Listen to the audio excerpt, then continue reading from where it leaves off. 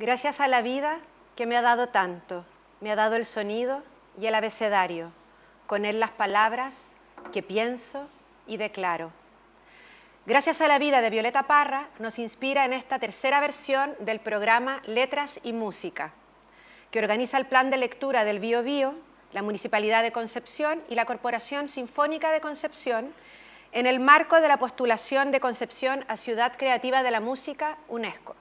Una vez más, vamos a seguir indagando en los procesos creativos de las letras de las distintas canciones de cantautoras y cantautores. Y hoy nos acompaña Fabiola González Valderrama, La Chinganera. Bienvenida.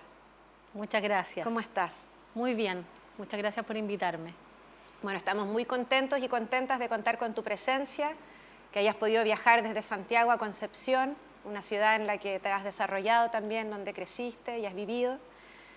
Y bueno, en esta oportunidad vamos a seguir dialogando, como habíamos comentado, sobre procesos creativos.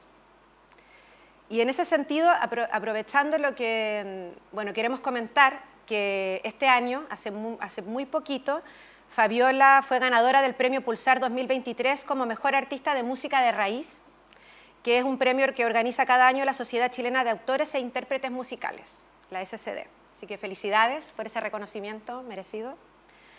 Y volviendo también a las palabras iniciales con las que abrimos este programa, nos gustaría saber qué ha significado en tu vida creativa de autora de canciones la obra de Violeta Parra. Si de alguna manera te ha inspirado. Yo creo que no existe algún folclorista, más que letrista, una folclorista que no tenga una influencia cercana con Violeta Parra, sobre todo los folcloristas y las folcloristas que somos de este territorio, que somos del Biobío, Ñuble, Maule, toda esta zona central de Chile que tiene un folclor tan fuerte y tiene una influencia en el canto de recopilación que hizo Violeta en la zona. Obviamente también yo tengo influencia de Violeta como de otros anónimos, de muchos anónimos, pero sí, por supuesto que está ahí, hay una parte de Violeta en mí. Bueno, Violeta Parra estuvo en los años de 1957 y 1958 contratada por la Universidad de Concepción para poder recopilar efectivamente música popular campesina, un legado en el que sigue trabajando hasta el día de hoy Patricia Chavarría con el Archivo de Cultura Tradicional.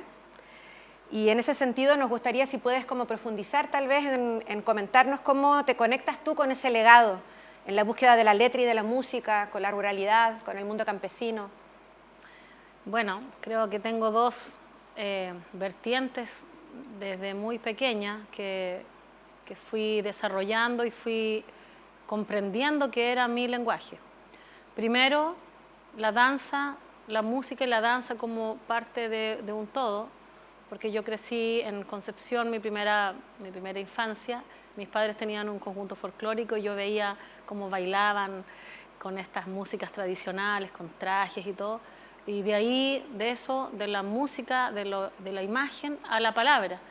La palabra me llegó cuando llegué a vivir al campo, a fines de los años 80, nos fuimos a vivir a la zona de Ñuble y un poco creo que me sirvió mucho la carencia de los medios de comunicación o de la modernidad. Directamente estoy hablando de una vida rural donde no había electricidad, donde no había agua potable, donde no había, por supuesto, televisión, donde no había radio. Entonces lo que había eran libros, estos libros que estaban en mi casa, la biblioteca familiar, y la música campesina, lo que hacían los cantores y las cantoras, que también fueron muchos de ellos recopilados por Violeta Parra y posteriormente por Patricia Chavarría. Entonces se me juntaron estos mundos de la literatura, que yo no comprendía que se llamaba así, la literatura de las canciones, la oralidad, y un mundo que estaba como vacío para mí, porque yo venía de la ciudad con todas estas comodidades y llegué a este mundo vacío, donde tuve que explorar y conocerme también cuáles eran las cosas que a mí me seducían. Por ejemplo, la forma de hablar de la gente. Yo anotaba como las frases que escuchaba que me llamaban tanto la atención o me daban risa, cosas así como, oye, ¿esto era verdad que hablaban así cuando yo pensaba que era como una humorada en la televisión? Era verdad que el campesino hablaba de esa manera, las mujeres del campo hablaban de esa forma. Entonces ahí se me empezaron a unir estos mundos, el mundo de la palabra con el folclore que yo había conocido. Qué bello imaginarse llenar la infancia o una etapa de la vida a través de la letra, de las letras, de la música. ¿Y cómo fue ese proceso para ti? ¿Tú comenzaste a leer e indagar en los libros, pero comenzaste también a escribir o fue a partir de la oralidad, es decir, una creación más bien desde lo oral o igual tomando lápiz y libreta en esa época? Cuando uno es niño, uno no tiene la conciencia de esa seducción que va sintiendo por el arte que en el futuro es el trabajo que uno decide hacer. Yo de adulta empecé a recordar y a sentir por qué yo estaba seducida por tal o cual cosa. No era como algo tan decidor o tan claro, sino que uno lo va descubriendo a medida que va caminando.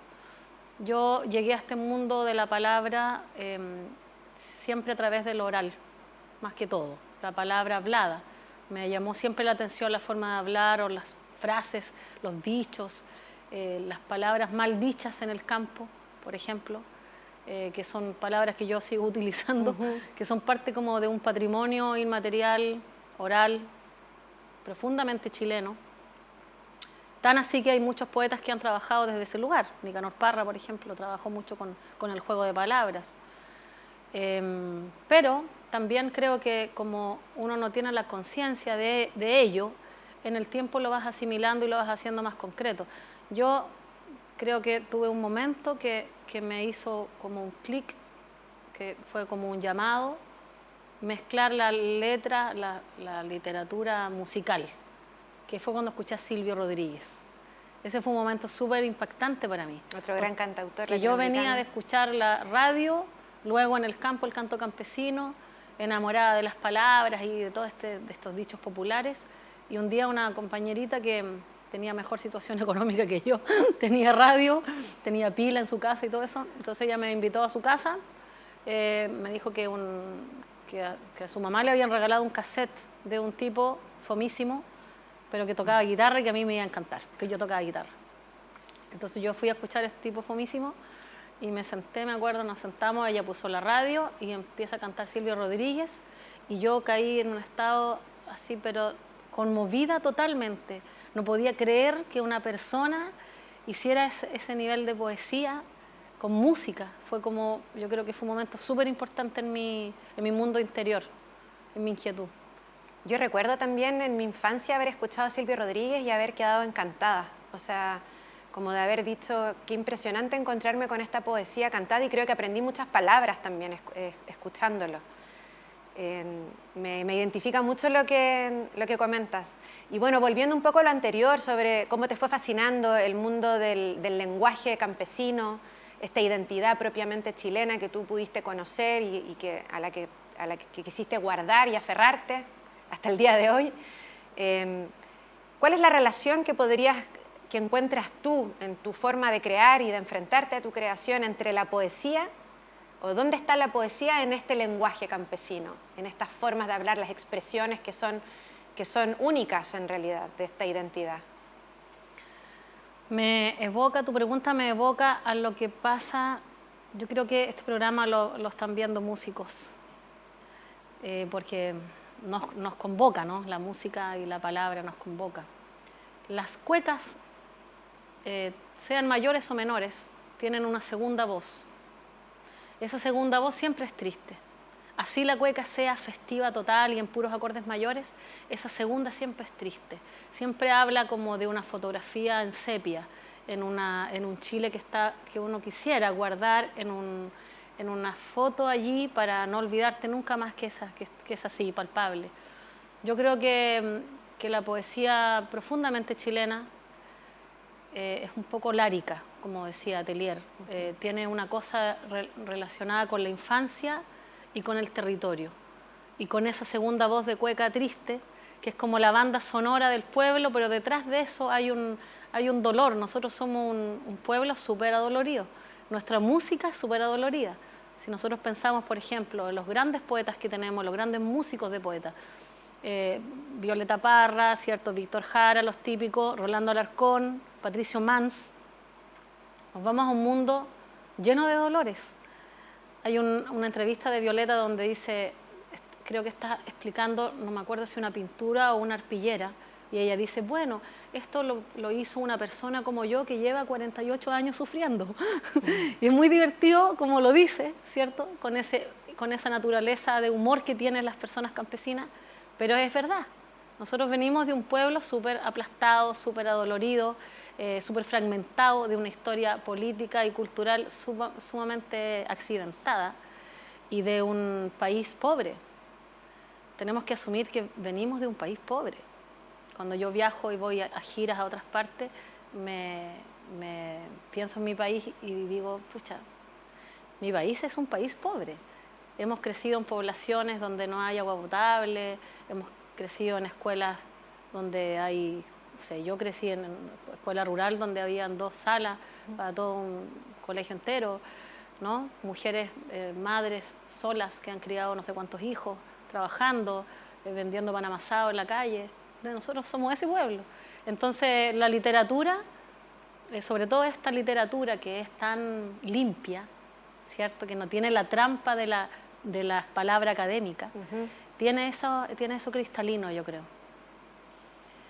Hay una verdad dolorosa, pero al mismo tiempo, con los que nos estás compartiendo, pienso en esta melancolía, en esta verdad profunda, dolorosa, que es una memoria, una historia que traemos a cuestas, pero que al mismo tiempo a través de la música nos permite encontrarnos, nos permite reunirnos y bailar o festejar y crear una comunidad. Es decir, es impresionante cómo la música y las letras nos pueden permitir encontrarnos finalmente igual con otros, con otras.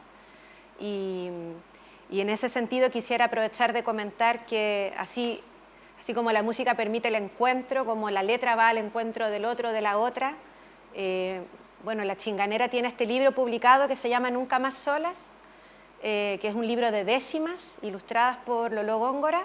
Por si a alguien le interesa leerlo, es realmente muy, muy, muy bello e interesante. Y bueno, en ese sentido también volviendo a cómo la poesía permite poder hablar de cosas dolorosas, pero también encontrarnos, decirnos que no estamos solas, que no estamos solos. Las mujeres tienen ocupan un lugar muy central en algunas de tus décimas y de tus trabajos. Eso se ve también en Hija Natural, el último disco de La Chinganera. Hay algunas canciones en particular que lo plasman bien, en particular La Cueca Larga de Mujer, que es un homenaje a muchas de ellas, como por ejemplo Gabriela Mistral. Y yo quisiera saber si tú nos puedes compartir a lo mejor un trocito hoy día de esa Cueca Larga. Ah, claro, por supuesto. Bueno, las mujeres en América hemos trabajado siempre en oficios colectivos. La mujer viene de ese mundo colectivo. El oficio natural, el trabajo del campo, por ejemplo, que estábamos recién conversando, ha estado en manos de mujeres de manera colectiva, las tejedoras, las alfareras, las mujeres que trabajan en greda, las costureras. Siempre ha sido un trabajo grupal, ¿no? La mujer ha estado trabajando en medio de este país doloroso, como yo digo, en una historia tan fragmentada, pero siempre con una palabra hermosa que es la dignidad, que yo siempre rescato. Esa cueca que está diciendo una cosa terrible, está todo el mundo bailando feliz, ¿no? Cuando tú piensas en las bandas importantes, no sé, me imagino, o sea, recuerdo Sol y Lluvia, por ejemplo, Sol y Lluvia, todo el mundo bailando feliz, pero está diciendo una cosa tremenda, ¿cierto? Sí. Hay un nexo profundo ahí con la música, la poesía y las mujeres que hemos ido adelante en muchas partes de esta historia. Bueno, esa cueca larga, es muy larga, así que voy a contar unos pedacitos, ¿no? Dice la primera parte. Caramba, hubo voz para cantar, allá va corazón, corazón para sus gritos, allá va 2 alas para volar, allá va en el mapa, quedó escrito, allá va hubo voz para cantar, Rigoberta Menchú, allá va con Frida Kahlo, Victoria, Santa Cruz, Matilde Hidalgo, Matilde Hidalgo, Matilde Hidalgo, sí, allá va Eva Perón, junto a la negra Sosa, maña y pasión, maña y pasión, maña y pasión se siente, allá va Elvia Carrillo, con Gabriela Mistral me maravillo, me maravillo, me maravillo tanto, allá va con su guitarra, se oye por todo el mundo Violeta Parra, Violeta Parra. Muchas gracias.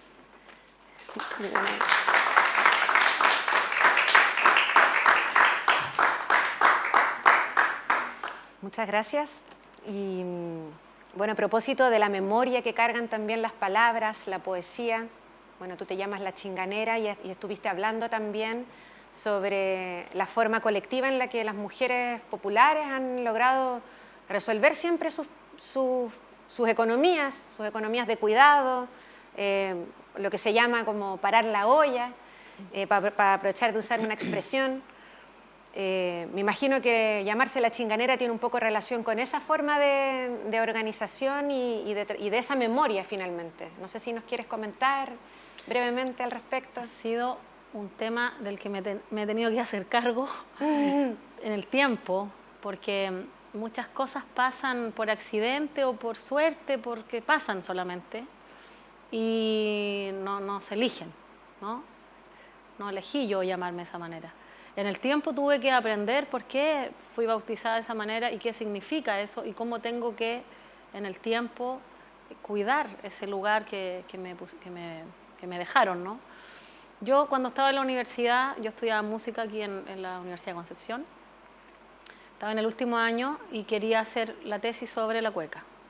No hice la tesis ni hice nada, pero fue el inicio de todo un mundo personal de crecimiento y de comprensión, que fue conocer la cueca brava, la cueca urbana. Porque yo venía de una tradición campesina, conocía el mundo guaso, por supuesto. Acá esta zona es una zona muy fuerte de canto, de conjuntos folclóricos y todo, pero no conocía estaba recién además empezando el movimiento de esta nueva generación, digo. Entonces yo me fui a Santiago a estudiar y conocí a los chileneros, que son los padres de la cueca brava. Sí. Conocí a Nano, al Baucha. Y el Baucha, que es la primera voz de los chileneros, tuvimos una relación muy linda, muy cercana, muy familiar. Y yo empecé a viajar así constantemente a Santiago, a juntarme con él, a cantar con él y a aprender cosas, a preguntarle cosas, a vivir experiencias. Y eso pasaron, no sé, 5 años de ese aprendizaje. Y en ese tiempo, en esas tertulias que teníamos de amanecidas, él un día se levantó de la mesa así donde estábamos en el Pancho Cauceo, un lugar de Santiago, una picada. Y porque como yo no conocía el lenguaje, un poco la ignorancia me ayudó mucho. Como yo me sabía mis cuecas campesinas nomás y no sabía como esta dinámica que tiene la cueca brava, que se canta por rueda, que por mano, que la primera voz y la segunda, que se invierten las voces. Yo no sabía nada de eso. Entonces cuando venía la rueda a mí, yo metía los versos que me sabía nomás, que más o menos servían para esa cueca, o improvisaba algo. Entonces, y además no había mujeres en ese tiempo. No había mujeres en estos ambientes. Era un ambiente masculino, 100%. Había ciertas chicas que no iban ahí, sino que hacían sus grupos, estaban empezando los grupos de mujeres de cueca. Pero yo era la única mujer que asistía a esas tertulias. Entonces el Baucha le parecía impresionante que yo, siendo provinciana, súper joven y mujer, iba a esa rueda a cantar con ellos y amanecía con ellos así de iguales. Entonces un día él se levantó de la mesa, así 6 de la mañana, y me dijo: tú eres una verdadera chinganera. Una cantora de chingana del siglo anterior, siglo XIX. Entonces fue así como un momento muy como de bautizo. Claro. Y todos empezaron a decirme la chinganera de Concepción. Después me escribían: ¿cuándo vas a venir? Chinganera de Concepción, chinganera de Concepción, chinganera de Concepción. Y empezó a quedar. Y después ya era la chinganera. Y un día aquí hice un concierto chiquitito, así en un pub, ¿no? Y de cueca, y llego y había una ficha afuera y decía: hoy la chinganera. Y ahí yo dije: hoy soy yo. Como que se quedó. Entonces, ahora no es tan fácil llevar ese nombre porque es un nombre de peso. Claro, de mucha memoria histórica, pero que está absolutamente relacionada con lo que has desarrollado creativamente. Sí, bueno, fue un visionario el Baucha en ponerme de esa manera. Por algo ellos son los maestros que son. Claro. Bueno, tú escribes en décimas, y la décima existe por toda Latinoamérica. En algún momento tuve la oportunidad de conocer alguna orquesta que se llamaba la Décima Orquesta, no sé si alguna vez existía en Santiago, y me acuerdo que ellos tocaban décimas en distintos ritmos latinoamericanos. Y bueno, estaba la décima expresada en la cueca en Chile, y a mí me gustaría saber, bueno, si tú desde que escribes siempre en décima, ¿cómo es tu proceso? ¿Empieza primero todo con la guitarra? Porque a veces uno empieza a escribir haciendo, no sé, tareas domésticas o es de oficio de sentarse en un escritorio. Si nos puedes comentar sobre tu proceso creativo de las letras. Oye, es súper disímil uno de otro, porque las canciones son como las plantas, como flores, no sé, es tan personal, es tan único. Hay canciones que yo escribo que hago la letra primero, las décimas primero, y después empiezo a cantarla como que las leo cantando. La canción empieza a decir como la melodía que tiene que tener. Y en otros momentos ando con una melodía en la cabeza que me canta, así. Y entonces la empiezo a grabar por parte, porque ya es como que no puedo estar tranquila porque me canta. Entonces, a veces me canta con letras también, con frases sueltas, porque la música es muy de palabra y la palabra es muy musical. Entonces va como diciéndome, yo empiezo a notar, a veces no me gusta lo que dice, pero es lo que dice, la melodía, la voy anotando y después la empiezo a armar. No es un proceso como no es tan constante ni homogéneo, es muy diferente. Ahora, mi relación con la décima es bien especial porque yo, cuando era muy niña, cuando llegué a vivir al campo, yo cantaba la misa a la chilena con las cantoras campesinas, teníamos un grupo y cantábamos la misa una vez al mes, los domingos, el primer domingo de cada mes. Y había muchas décimas ahí, pero las cantoras campesinas no te explican eso porque ellas tampoco saben cómo se llaman las cosas. Ellos dicen verso, o no sé, la guitarra, por ejemplo, yo toco guitarra en distintas afinaciones, ellas tampoco te explican eso, porque es folclore natural, entonces tocan nomás. Yo tocaba y decía, ¿por qué a mí no me suena la guitarra? Bueno, entonces fui aprendiendo sin que me enseñaran ni los términos, ni los nombres de nada. Y cuando entré a la universidad, el año 98, tuve un ramo de folclore y en ese ramo el profesor pasa un día la décima. Y yo la leí y fue súper emocionante porque yo dije, pero sí, yo he cantado toda la vida esta cuestión. Yo sé hacer esto, fue como súper bonito redescubrirme en ese lugar que yo adquirí cuando era niña, cuando tenía 10 años. Entonces ahí me lancé a escribir y ya llevo 25 años escribiendo.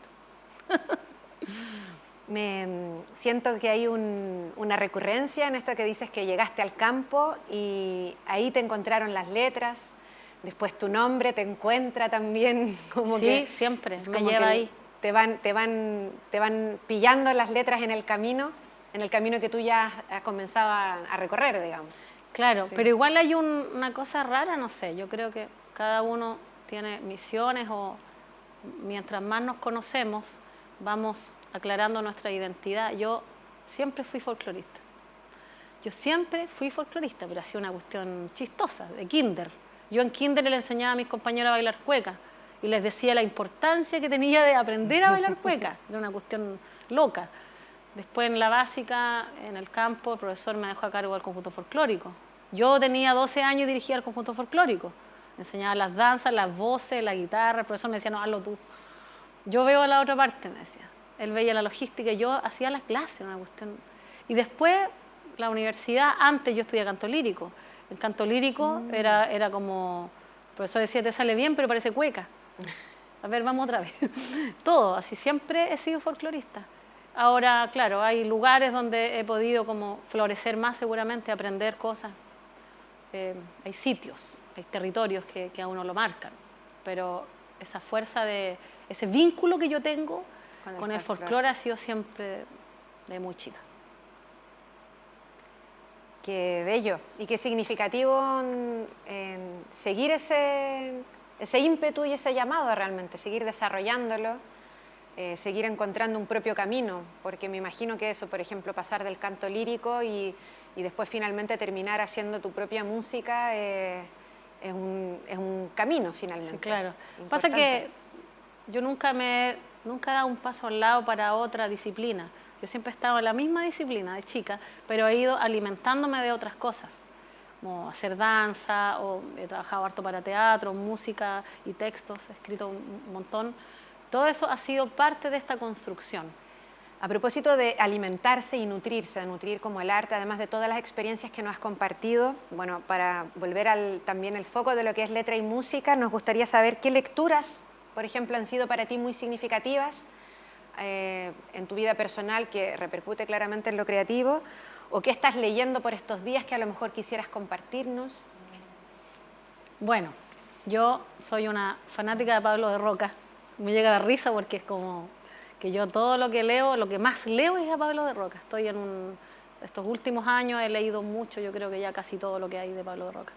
De repente aparece, porque no se publica mucho, bueno, tú eres escritora y sabes, no se publica tanto a Pablo. Hay un aplastamiento un poco de su imagen con estas otras grandes figuras que tuvieron más vínculo político, que no, del cual desertó Pablo de Roca. Pero yo creo que una de las cosas que más me han marcado en el último tiempo ha sido esa lectura que también tiene otro vínculo con otro rockiano, que es el Pato Mans. El Pato Mans, que yo lo alcancé a conocer y compartimos escenario y compartimos los últimos años. De hecho, yo trabajo con un músico que era músico de él ahora.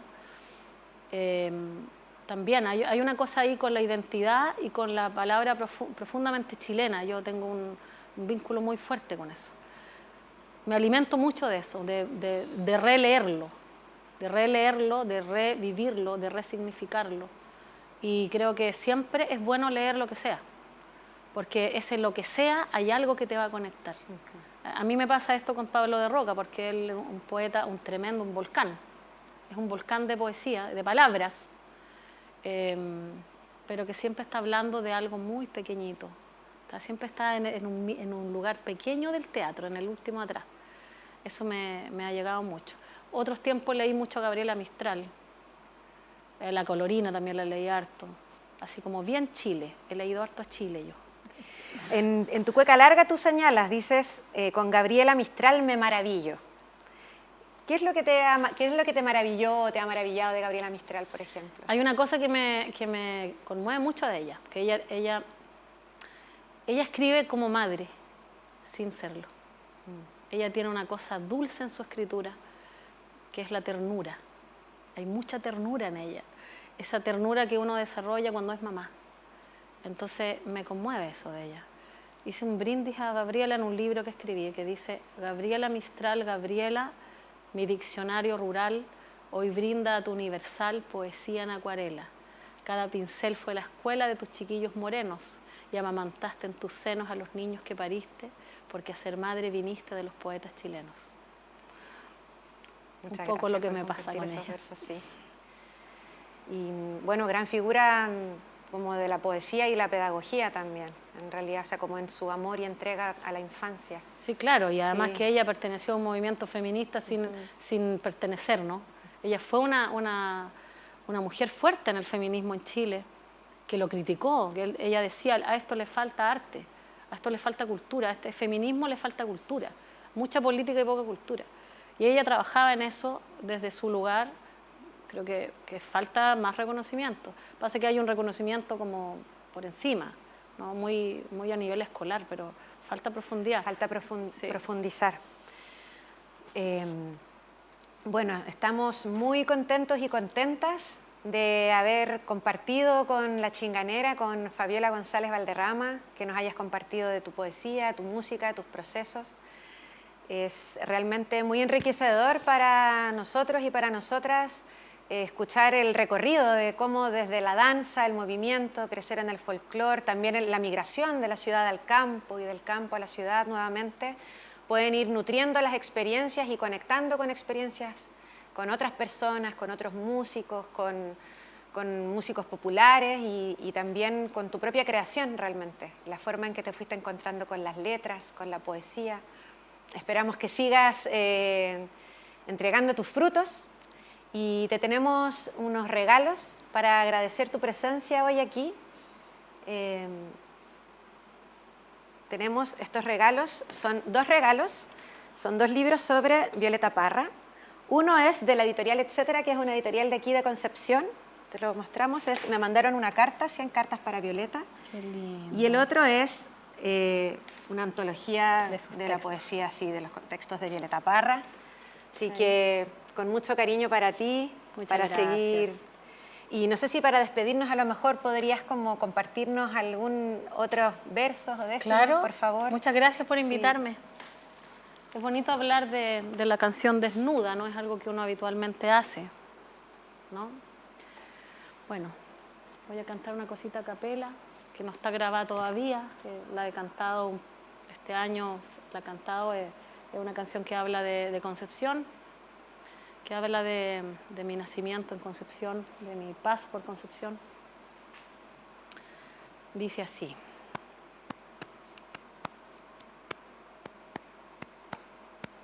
Yo me acuerdo, los 80 en Concepción, que en la calle había una llave para toda la población.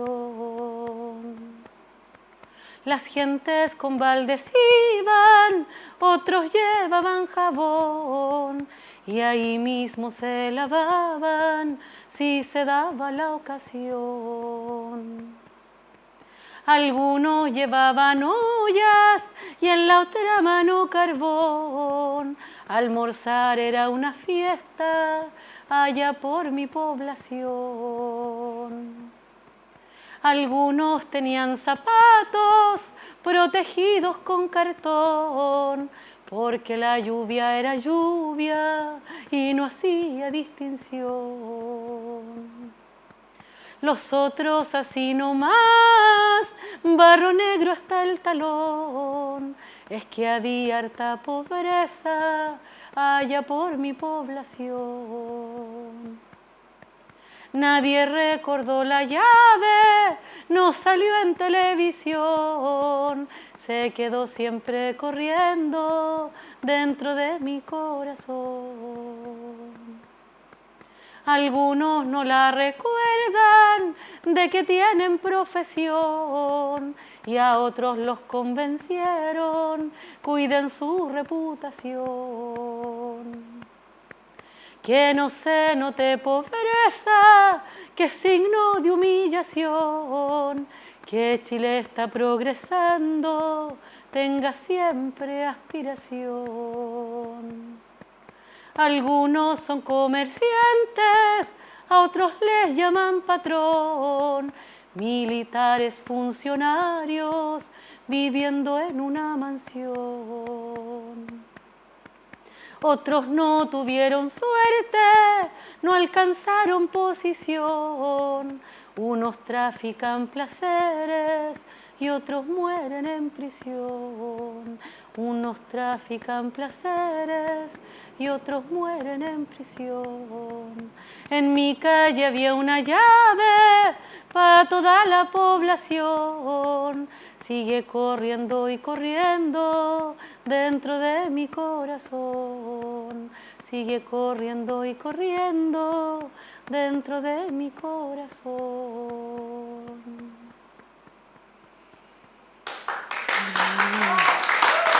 Muchas gracias.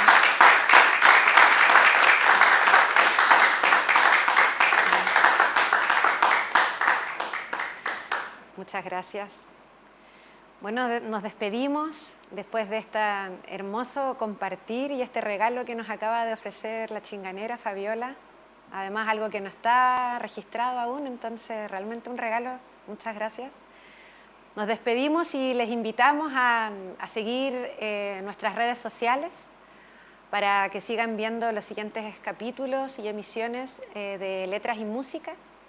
Vamos a seguir indagando en los procesos creativos de distintos cantautores y cantautoras. Muchas gracias al público que vino hoy día también. Les agradecemos mucho. Bueno, y al equipo de producción y una vez más a La Chinganera, muchas gracias. Muchas gracias por invitarme, por hacerme parte de Concepción.